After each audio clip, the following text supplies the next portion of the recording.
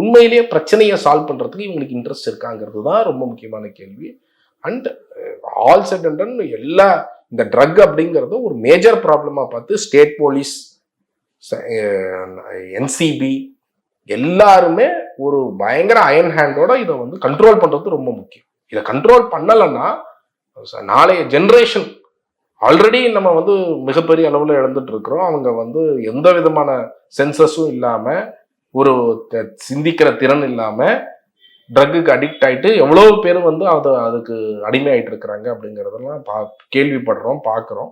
அப்போ இதை வந்து அரசு உடனடியாக கவனித்து நடவடிக்கை எடுக்கணும். Both state police as well as central police, யார் வேணாலும் இருக்கட்டும். இதுல இன்னைக்கு வந்து நடந்த ஒரு நிகழ்வாக இப்போ அரசியல் விமர்சகர் சவுக்கு சங்கர் வந்து ஒரு கம்பெனியோட ஃபைல் பண்றாரு. இப்போ அவங்க போய் டீடைல்ஸ் ஒன்று இது பண்றாரு. அவங்க வெளியில ப்ரெஸ் மீட்ல பேசுறாரு. பேசும்பொழுது வந்து இந்த விவகாரத்துல, ஜாஃபர் சாதிக் விவகாரத்துல முதல்வர் மு க ஸ்டாலின் அவர்களுக்கும் உதயநிதி ஸ்டாலின் அவர்களுக்கும் வந்து தொடர்பு இருக்கிறது. இது வந்து இதை நான் கரெக்டாக சொல்கிறேன். இதுக்காக என்னை எது வழக்கு போட்டாலும் அதை ஃபேஸ் பண்ணவும் தயாராக இருக்கேன். நான் சொல்கிறது உண்மைன்ற மாதிரியான கருத்துக்களை பதிவு பண்ணுறாரு. இப்போ இதன் மூலமாக இதை தொடர்ந்து திமுகவுக்கு நெருக்கடியாகவும் ஃபியூச்சரில் ரொம்ப பெரிய விஷயம். ஏன்னா உள்ளே இருந்து அவர் யார் யாருக்கெல்லாம் காசு கொடுத்துருக்கிறாரு, எங்கெங்கெல்லாம் அவருடைய காசு போயிருக்கு அதையும் சொல்கிறார். யார் காசு வாங்கலைன்னு வேணா செக் பண்ணுங்க, வாங்கியிருக்காங்கன்னு செக் பண்ணிங்கன்னா மேக்ஸிமம் எல்லாருமே இருப்பாங்க அப்படிங்கிறதையும் சொல்கிறார். அப்போ இதன் மூலமாக திமுகவுக்கு என்ன நெருக்கடி ஏற்பட்டிருக்கு, அவருடைய அந்த கருத்துல இருந்து நான் தெரிஞ்சுக்க விரும்புறேன். உங்க பாயிண்ட் என்னன்னா, அன்லஸ் நமக்கு கான்கிரீட்டா டேட்டா இருந்தால் வழியா நம்ம வந்து அக்யூஸ் பண்ண முடியாது. கான்கிரீட்டா இப்ப நமக்கு இருக்கிற டேட்டா என்ன அப்படின்னா, இவர் வந்து டிஎம்கேல இருந்திருக்கிறார் அயலக அணியில். ஸோ ஃபர்ஸ்ட் ஆஃப் ஆல் அது டிஎம்கேவோட மிஸ்டேக். டிஎம்கே கேன் கிளைம் நான் வந்து இது என் பார்வைக்கு வந்த உடனே நான் வந்து பண்ணிட்டேன் அப்படின்னு சொல்லிட்டு. பட் எங்க உங்களோட where is your accountability in terms of நீங்க யாருக்கு பொறுப்பு கொடுக்குறீங்க அப்படிங்கிறதுக்கு என்ன அக்கௌண்டபிலிட்டி எடுத்துக்க போறீங்க அப்படிங்க. ரெண்டாவது, நாளைக்கு ஒருவேளை அவர் வந்து இப்போ ஒரு ஏதோ மங்கைன்னு ஒரு இதை ஃபண்ட் பண்ணாங்கன்னு சொல்றாங்க. இந்த மாதிரி நிறைய இது சொல்றாங்க. இப்போ அந்த மாதிரி விஷயங்கள் என்னெல்லாம் பண்ணியிருக்கிறாங்கிறது இப்போ ஐ திங்க் இடி அதுல என்டர் ஆகுறாங்க அப்படின்னு சொல்லி நம்ம கேள்விப்பட்டோம். ஸோ இடி வந்து அந்த மணி லாண்டரிங் ஆஸ்பெக்ட் எல்லாம் அப்போ எங்கெல்லாம் பணம் போயிருக்கு, யாரிடமெல்லாம் படம் போயிருக்கு, எங்கெல்லாம் போயிருக்கு அப்படிங்கிறத அவங்க இன்வெஸ்டிகேட் செய்வாங்க. அப்புறம் என்ஐஏ வந்தாங்க, இப்போ இடி வந்துட்டாங்க. ஸோ இடி வந்து கண்டிப்பா அது மணி லாண்டரிங் ஆஸ்பெக்டை வந்து பார்ப்பாங்க, யார் யாருக்கெல்லாம் பணம் போயிருக்கு அப்படிங்கிறத பார்ப்பாங்க. அந்த மாதிரி பணம் சரி, இதுல வந்து ரெண்டு ஆஸ்பெக்ட் இருக்கு. இதுல வந்து ஒண்ணு என்னன்னா, இவர் ட்ரக் கார்ட்டல் தான் ஒரு இம்பார்ட்டன்ட் பர்சன் அப்படிங்கிறத தெரிஞ்சு பணம் வாங்கி அது ஒரு பிட் ப்ரோக்கோவா அவரோட கேஸை முடிக்கிறாங்க, இது பண்றாங்கன்னா அது ஒரு பெரிய பிரச்சனை. இன்னொரு பாயிண்ட் என்னவா இருக்கலாம்னா, இப்போ இவருடைய பணம், இவர் ட்ரக்கா எதுனே தெரியாது, பட் இவர் வந்து நிறைய பேருக்கு பணம் கொடுத்துருக்கலாம், டொனேஷன் கொடுத்துருக்கலாம், கட்சிக்கு டொனேஷன் கொடுத்துருக்கலாம், ஃபவுண்டேஷனுக்கு டொனேஷன் கொடுத்துருக்கலாம், எல்லாம் பண்ணியிருக்கலாம். ஸோ அதுல வந்து சட்ட ரீதியாக அவங்க என்ன பார்ப்பாங்கன்னா, அவங்க தெரிஞ்சு வாங்கினாங்களா தெரியாம வாங்கினாங்களா, இன்டென்ஷன் இருந்ததா இல்லையாங்கிறதும் ரொம்ப முக்கியமானது. ஜஸ்ட் பிகாஸ் ஒருத்தர் டொனேஷன் கொடுத்தாரு அப்படிங்கிறதுனால இட் ஒன்ட் ஹேப்பன், அவர் வந்து குற்றவாளி அப்படின்னு முடிவு பண்ண மாட்டாங்க. ஸோ இது எல்லாமே வந்து ஒரு இன்வெஸ்டிகேட் பண்ண வேண்டிய ஒரு விஷயம். ஸோ அது இப்படியும் இருக்கலாம், அப்படியும் இருக்கலாம். இன்னைக்கு நம்ம எதையுமே டிஸ்மிஸ் பண்ண முடியாது. இப்படிதான் இருக்கும், அப்படிதான் இருக்கும்னு நம்ம ஒரு முடிவுக்கு வர முடியாது. ஆனால் இவ்வளவு பெரிய இது ஒரு பெரிய ஷாக், நம்ம எல்லாருக்குமே வந்து ஒரு ஷாக்கா இருக்கணும். இந்த மாதிரி ஒரு பர்சன், நமக்கு எல்லாருக்கும் தெரியும் இந்த மாதிரி அரசியல் கட்சிகள்ல இருக்கிறாங்க, போதைப் பொருள் இதுல இருந்து எல்லாருமே நிறைய அரசியல் கட்சிகள்ல இருக்கிறாங்கன்னு தெரியும். இது ஒரு கான்கிரீட் டேட்டா கூட வந்திருக்கு. ஜாஃபர் சாதிக்கு ஒருத்தர் பாருங்க, ஒரு அயலக அணியில ஒரு மேற்கு மாவட்டத்துல சென்னையில இருந்திருக்கிறாரு, அவரு வந்து இவ்வளவு பெரிய ஒரு இதை வந்து ஆப்ரேட் பண்றாரு, இவ்வளவு பேருக்கு நெருக்கமா போட்டோஸ் எல்லாம் நிறைய பேரோட போய் நின்று எடுத்து எல்லாமே பண்ணியிருக்கிறாரு அப்படி. அப்போ இது வந்து ஒரு ஷாக் நம்ம எல்லாருக்கும். இந்த மாதிரி ஒருத்தர் இருந்து இருக்கிறாரு அப்படின்னும் போது என்னெல்லாம் இவருடைய மணி எங்க எவ்வளவு சம்பாதிச்சிருக்கிறாரு, இவர் என்னென்ன கேசஸை, இவருடைய கேசஸை காலி பண்றதுக்கு வேலை பண்ணாரு, அந்த ஆங்கிள் ரொம்ப முக்கியம். சரி, யாரெல்லாம் காசு வாங்கிட்டு அவருக்கு ட்ரக்குக்கு விற்கிறாருன்னு தெரிஞ்சு அவருடைய கேஸை வந்து காலி பண்ணாங்கன்னு பாக்குறது, அவர் மேல கேஸ் போடாம அவரை காப்பாத்தினது, இதெல்லாம் யாருன்னு கண்டுபிடிக்கணும். அப்ப இதெல்லாம் தான் முக்கியம். இதுல நான் இன்னொரு பக்கம் என்னன்னா, நீங்க போலீஸ்லயே ட்ரக்கை பொறுத்த வரைக்கும் நீங்க போலீஸை டிஸ்மிஸே பண்ணிட முடியாது. ட்ரக்ல வந்து போலீஸ் ஒரு இம்பார்ட்டன்ட் ரோல்.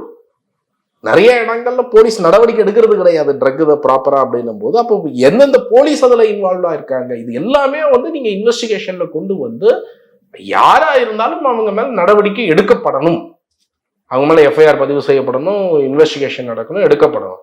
நம்மளோட அச்சம் என்னன்னா, இது எதுவுமே என்சிபியும் செய்வாங்களா, இல்லை அவங்களுக்கும் அதில் இன்ட்ரெஸ்ட் இருக்கான்னு தெரியல.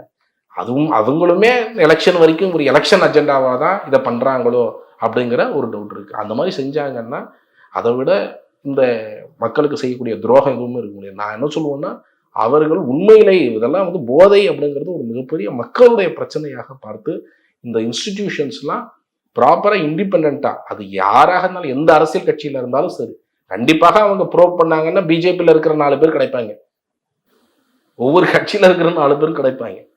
யாராக இருந்தாலும் நீங்கள் அரெஸ்ட் பண்ண வேண்டிய அவசியம் இருக்கும். ஸோ நடவடிக்கைகள் மக்களுக்கானதாக இருக்கணும் அப்படிங்கிறத கண்டிப்பாக அது தேவையான ஒரு விஷயம். பொறுத்திருந்து பார்க்கலாம். பொன்முடி அவர்களுடைய அந்த வழக்கில் வந்துட்டு உயர்நீதிமன்றத்தினுடைய தீர்ப்பை எடுத்து உச்சநீதிமன்றத்தில் போடப்பட்ட அந்த வழக்கில் வந்து உயர்நீதிமன்றத்தினுடைய அந்த தண்டனை அறிவிப்பை வந்து நிறுத்தி வச்சிருக்கிறாங்க உச்சநீதிமன்றம். ஸோ இதை தொடர்ந்து அவருக்கு அடுத்து மீண்டும் அந்த பதவிகள்லாம் கிடைக்க வாய்ப்பு இருக்கிறதா அப்படிங்கிற அந்த ஒரு கோணங்களும் இப்போ திரும்பி இருக்கு. ஸோ உச்சநீதிமன்றத்தினுடைய தற்போதைய இந்த தீர்ப்பு அப்படிங்கிறத வந்து எதிர்பார்த்தீங்களா நீங்க முன்னாடி? எதிர்பார்த்த ஒன்று தான். ஏனென்றால் அது நேச்சுரல் ஜஸ்டிஸ்ல அவங்க என்ன பார்ப்பாங்கன்னா, எங்களால் இம்மீடியட்டா இன்னைக்கு விசாரணை செய்ய முடியாது, அதனால இதை வந்து விசாரணை நாங்கள் செய்து முடிக்கும் வரை அந்த சென்டென்ஸுக்கான சஸ்பென்ஷனும் ஸ்டேவும் நாங்கள் தரோம் அப்படிங்கிறது வந்து அவர்கள் செய்யக்கூடிய ஒன்று தான் ரொம்ப முக்கியமாக. ஏன்னா இல்லைன்னா ஒருவேளை அவர் நிரபராதியாக இருந்தால் அப்போ என்ன ஆகும் அப்படிங்கிற கேள்வி. உங்களுக்கு நீங்கள் சஸ்பெண்ட் ஆகி சென்டென்ஸை சர்வ் பண்ண சொல்லிட்டீங்கன்னா அப்படின்னா நாளைக்கு அதை ரிவர்ஸ் பண்ண முடியாது. ஸோ அவருடைய லீகல் ப்ரொவிஷன்ஸை அவர் கம்ப்ளீட்டாக யூஸ் பண்ணாமல் அவர் தண்டனைக்கு நீங்கள் உள்ளாக்க முடியாது. ஸோ அதுதான் அவருடைய நேச்சுரல் ஜஸ்டிஸ்க்கான விஷயங்கள். பட் என்னென்னா, நம்ம நாட்டில் இருக்கிற ஜுடிஷியரியுடைய பிரச்சனையே என்னென்னா, இப்போ இந்த மாதிரி ஸ்டே பண்ணிட்டு ஏதோ ஒரு 2 மாதம் கழிச்சு விசாரிச்சு முடிப்பாங்களா அப்படின்னு கேட்டிங்கன்னா அதுவும் கிடையாது. இது பல ஆண்டுகள் இழுத்தடிப்பது தான் மிகப்பெரிய பிரச்சனை. ஒவ்வொரு வழக்கு இப்போ சுப்ரீம் கோர்ட்டில் இது போய் ஸ்டே ஆயிடுச்சே தவிர இது என்னைக்கு வந்து ஹியரிங் நடத்தி அவங்க முடிப்பாங்கன்னு பார்த்தீங்கன்னா அது பல ஆண்டுகள் எடுத்துப்பாங்க, ஒரு சில ஆண்டுகளாவது எடுத்துப்பாங்க. அதுதான் ஒரு மிகப்பெரிய பிரச்சனையாக நான் பார்க்குறேன். அதை வந்து உச்சநீதிமன்றம் போடுற இப்போ இந்த மாதிரி ஜுடிஷியரி வந்து எவ்வளோ ஃபாஸ்ட்டாக கேசஸை விசாரிக்க முடியுங்கிறத பார்த்து விசாரிப்பது ரொம்ப ரொம்ப முக்கியமானது.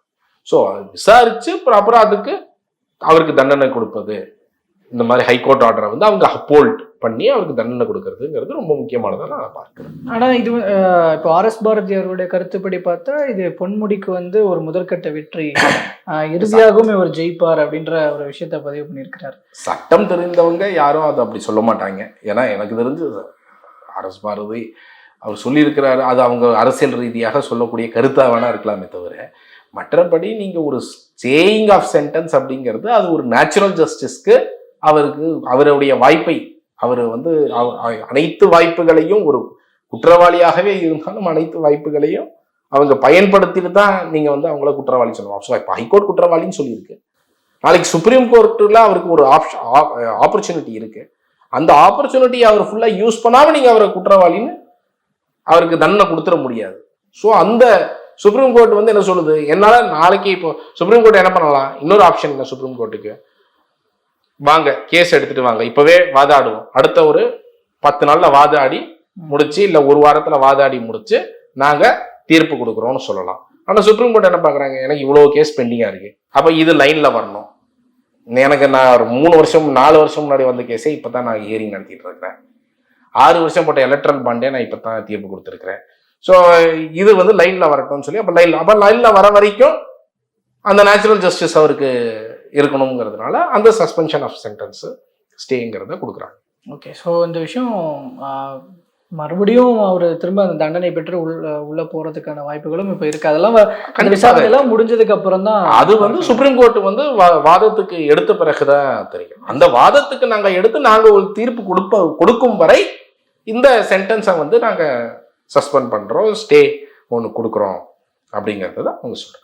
ஓகே, அப்போ இதில் அடுத்த கட்டமாக எழுந்த அவருடைய எம்எல்ஏ பதவிக்கு அவர் வந்து மறுபடியும் கோரலாம் அப்படின்னு சொல்லிட்டு இப்போ பேரவை செயலகத்திலிருந்து சொல்லியிருக்கிறாங்க. திருக்கோவிலூர் அந்த சட்டமன்ற தொகுதின்றது ஒரு காலியாக இருக்கிறது அப்படின்னு அறிவிக்கப்பட்ட அந்த அறிவிப்பு வாபஸ் வாங்கப்படும் அப்படிங்கிறது இப்போ என்ஆர் இளங்கோ அவர்கள் சொல்றாரு.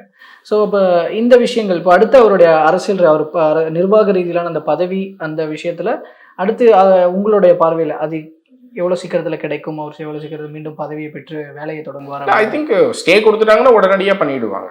வெறும் சஸ்பெண்ட் மட்டும் பண்ணிட்டு ஸ்டே கொடுக்காம இருந்திருந்தாங்கன்னா வேற விஷயம். பட் ஐ திங்க் ஸ்டே கொடுத்துட்டாங்க அப்படின்னா ஐ திங்க் அதை இமீடியட்டாக பண்ணிட்டு ரிவோக் பண்ணிட்டு திரும்ப அவர் எம்எல்ஏ பதவியை அவருக்கு வழங்கி அவங்க மினிஸ்டர் பதவியை வழங்கிடுவாங்க அப்படிங்கிறத நான் பார்க்குறேன்.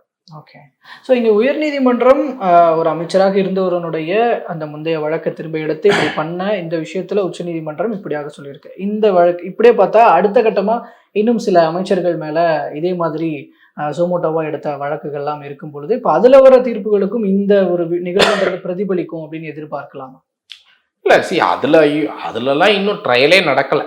எஸ், அந்த சுவமோட்டோ வழக்குகள்லாம் இப்போ இன்ஃபேக்ட் பொன்முடி மேலேயே கூட ஒரு சுவமோட்டோ வழக்கு இருக்கு. அந்த வழக்குகள்லாம் ட்ரையலுக்கே இனிமேல் தான் போக போகுது. ட்ரையலே இன்னும் அதில் சிலது முடிகிற ஸ்டேஜில் இருக்குது, சிலது வந்து நடக்கிற ஸ்டேஜில் இருக்குது. அதெல்லாம் வந்து இனிமேல் தான் திரும்ப மீண்டும் ட்ரையல் கோர்ட்டுக்கு போய் ஸோ சுவமோட்டோ கேஸ் வந்து கேன் என்ன டிசைட் பண்ணணும், திரும்ப ட்ரையலுக்கு போங்க அப்படிங்கிறத. இப்போ ஐ பெரியசாமியோடைய வழக்கில் அப்படித்தான் முடிவுகள் வந்திருக்கு. அந்த மாதிரி ஒவ்வொரு வழக்காக மீண்டும் ட்ரையலுக்கு போகணும்னு வரும். அது ட்ரையல் முடிஞ்சு அந்த ட்ரையலுக்கு மேலே அவங்களுக்கு ஹைகோர்ட்டில் ஒரு அப்பீல் இருக்கும், ஹைகோர்ட்லேருந்து சுப்ரீம் கோர்ட்டில் ஒரு அப்பீல் இருக்கும். நம்மளுடைய ஜுடிஷியரியில் இருக்கக்கூடிய டிலே தான் இன்னைக்கு வந்து ஒரு மிகப்பெரிய வரப்பிரசாதமாக இவங்க எல்லாருக்கும் இருக்கு. ஏன்னா ஜுடிஷியரியில் இவ்வளோ டிலே இருக்கிறதுனால அதன் மூலமாக இவங்கெல்லாம் பல ஆண்டு காலம் தப்பிச்சிட்டு இருக்கிறாங்க அப்படிங்கிறது தான் நம்ம பார்க்குறோம். ஸோ இன்னைக்கு ட்ரையல் வந்து வேகமாக நடைபெறாத ஒரு சூழ்நிலை இருக்கு. எம்பி எம்எல்ஏ கேசஸ்லாம் ஒரு வருடத்திற்குள் முடிக்கப்பட வேண்டும்னு உச்சநீதிமன்றமே சொல்றாங்க. ஆனால் அது உண்மையிலேயே ட்ரையல் வந்து அப்படி நடக்க மாட்டேங்குது. அதுதான் ஒரு மிகப்பெரிய பிரச்சனை. ஸோ ஜுடிஷியரியை வந்து நீங்கள் போதுமான அளவுக்கு ஸ்ட்ரென்த் போட்டு நீங்கள் அதுக்கு போதுமான ரிசோர்ஸஸ் கொடுத்து போதுமான ஜட்ஜிகள் போடப்பட்டு அவர்கள் வந்து வேலை செய்து சரியாக அந்த மாதிரி முடித்தால் மட்டும்தான் இந்த வழக்குகள்லாம் வேகமாக விசாரிக்கப்படும். ஸோ இந்த ஸ்பெஷல் கேசஸ் கரப்ஷன் கேசஸை வந்து அவங்க டே டு டே ட்ரையல் நடத்தணும், ஹியரிங் நடத்தணும்னு சுப்ரீம் கோர்ட் ஆர்டர்லாம் கொடுத்துருக்குறாங்க. இருந்தாலும் பல இடங்களில் டே டு டே ட்ரையல் நடக்கவே மாட்டேங்குது. ஸோ அந்த மாதிரி நிறைய பிரச்சனைகள் இதில் இருக்கு. டிஸ்சார்ஜ் பெட்டிஷன் போடுவாங்க முதல்ல. இப்போ செந்தில் பாலாஜி அவர்கள் போட்டிருக்கிறாரு இல்லையா, என்ன டிஸ்சார்ஜ் பண்ணுங்கன்னு ஒரு பெட்டிஷன் போட்டிருக்கிறாரு. இந்த மாதிரி அவங்களுக்கு சட்ட ரீதியாக அவங்களுக்கு இருக்கிற ஆப்பர்ச்சுனிட்டிஸையும் இது பண்ணணும். பட் அந்த மாதிரி டிஸ்சார்ஜ் பெட்டிஷன் போடும்போது அது நாள் கணக்கில் வருட கணக்கில் இழுக்கக்கூடாது. அது உடனடியாக எவ்வளவு சீக்கிரம் முடியுதோ அந்த ட்ரையல் அதற்கான ஹியரிங் நடத்தி வேகமாக தீர்ப்புகள் வழங்க வேண்டியது ரொம்ப முக்கியமானது.